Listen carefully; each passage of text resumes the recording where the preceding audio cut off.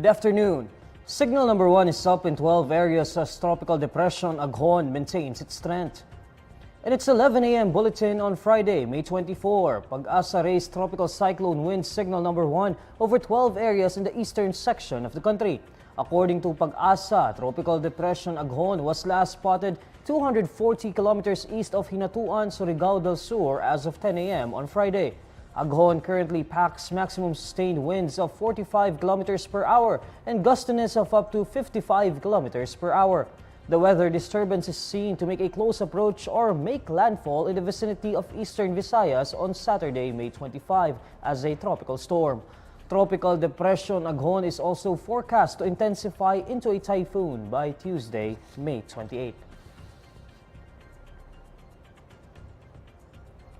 A Chinese Coast Guard vessel deemed the world's largest Coast Guard vessel conducted an intrusive patrol in Scarborough Shoal. A West Philippine Sea monitor first announced this development on Friday, May 24. In a post on X, Sea Light Director Ray Powell says the 165-meter China Coast Guard ship 5901, together with the 102-meter China Coast Guard 5203, conducted a brief intrusive patrol into the Philippines' exclusive economic zone. According to Navy spokesperson for the West Philippine Sea, Commodore Roy Vincent Trinidad, China Coast Guard 5901 was last spotted 50 nautical miles off the shoal on Friday. President Bongbong Marcos is headed to Brunei and Singapore next week for a back-to-back trip. The Department of Foreign Affairs says the president will be in Brunei from May 28 to 29 for a state visit. Meanwhile, Marcos will be in Singapore from May 30 to 31 for the International Institute for Strategic Studies Shangri-La Dialogue. According to its website, the International Institute for Strategic Studies Shangri-La Dialogue is a defense summit where leaders discuss the most pressing regional security issues and policy responses.